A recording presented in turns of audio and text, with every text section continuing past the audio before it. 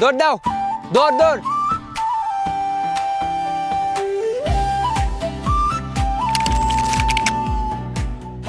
Hello everyone, কেমন আছেন সবাই? আশা করছি সবাই অনেক ভালো আছেন। এখানে দুইটা বাস দেখতে পাচ্ছেন। তো এখান থেকে আমি একটা আকাশ উড়াই দিব, মানে আমি একটা ঘুড়ি বানানোর প্ল্যান করছি আর কি। তো অনেকদিন পরে একটা ঘুড়ি বানানোর প্ল্যান করলাম, অ্যান্ড যেই ভাবনা সেই কাজ। আমি রাতের বেলাতেই বানানো শুরু করে দিলাম, অ্যান্ড কাজ করতে করতে হঠাৎ কারেন্টটাও চলে গেল। বাট কি আর করার, আমার কাছে একটা টর্চ ছিল, তো টর্চ জ্বালিয়েই কাজটা কন্টিনিউ করতেছিলাম, বিকজ একটা ঝোঁক উঠছে ঘুড়ি বানানোর, তো কাজটা তো কমপ্লিট করা লাগবে। এরপরে কারেন্ট আসলো আবার, অ্যান্ড আমি আমার কাজ কন্টিনিউ করতেছিলাম। আমি প্রত্যেকটা মাপঝোঁক ঠিকভাবে দিচ্ছিলাম। আপনারা একটু খেয়াল করলে বুঝতে পারবেন যে আমি প্রত্যেকটা কাঠি মেপে মেপে সুন্দর করে কেটে কেটে তারপর জোড়া লাগাচ্ছি। অ্যান্ড এই কাজটা করতে আমার খুবই মজা লাগে, কারণ আমি ছোটবেলাতেও অনেক ঘুড়ি পাগল ছিলাম। আমি নানু বাড়িতে আসলে ঘুড়ি বানাতাম, অ্যান্ড এখন অনেক বড় হয়ে গেছি, তারপরেও এই নেশাটা আমার থেকে যায় নাই। তো এবারও আমি একটা সুন্দর করে একটা ঘুড়ি বানাচ্ছি, অ্যান্ড এই ঘুড়িটা অন্য আগের যতগুলো ঘুড়ি বানিয়েছি আগের সবগুলোর থেকে একটু স্ট্রং, কারণ আমার একটা এক্সপিরিয়েন্স হয়ে গেছে, জানি কিভাবে কি করতে হয়। যার কারণে এই ঘুড়িটা আমি অনেক মনোযোগ দিয়ে সুন্দর করে মন থেকে বানাচ্ছিলাম, যাতে এই ঘুড়িটার খাঁচা বানানো শেষ হয়ে যায়, অ্যান্ড আমি ওভাবেই ঘুমায় যাই, কারণ অনেকক্ষণ প্রায় 3-4 ঘন্টা কাজ করেছি। অ্যান্ড এরপর সকালে ঘুম থেকে উঠে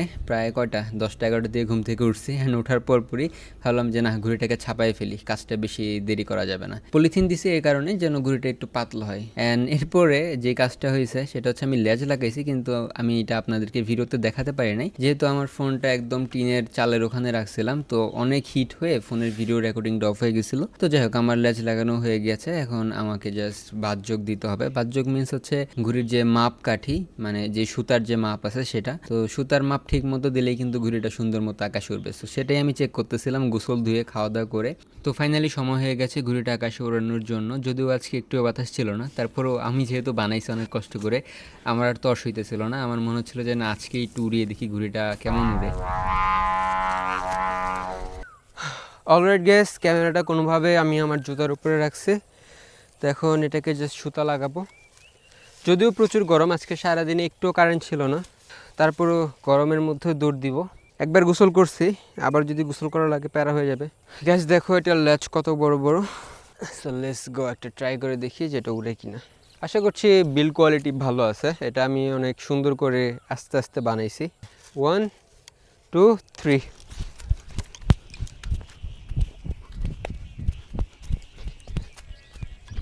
তো আজকে যেহেতু একদমই বাতাস নেই, সো এরকম টাইমে ঘুড়ি উড়ানোটা একদম বোকামি। সো আমি ভাবলাম যে আজকে থাক, আগামীকালকে আবার উড়াবো। এটা উড়বে, ঠিক আছে।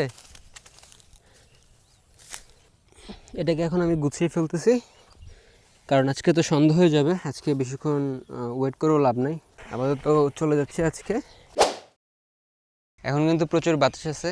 গতকালকে আপনাদেরকে উড়িয়ে দেখাতে পারি নাই, কিন্তু আজকে অনেক বাতাস, আজকে এটা উড়িয়ে দেখাবো। এখন যে বাতাস আছে এটা বেশি সুতা লাগানো লাগবে না। গো।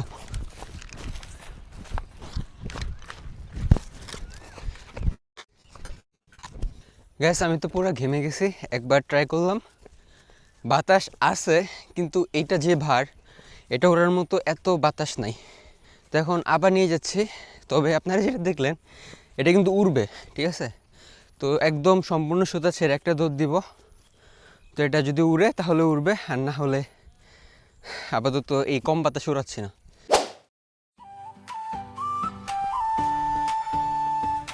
গাইস, এখন বাতাসের জন্য ওয়েট করতেছি। বাতাস আসলে তারপর এটা উড়াই দিব। আর মাঝখান দিয়ে আমার মাইক্রোফোনটার যে ইউএসবি পোর্ট ওইটা ভেঙে গেল, তো তারপরেও কোনোভাবে লাগাই রাখছি।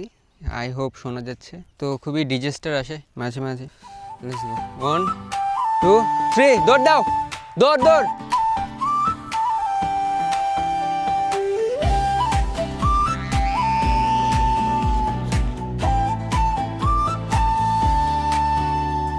电池水映着西山的水烟，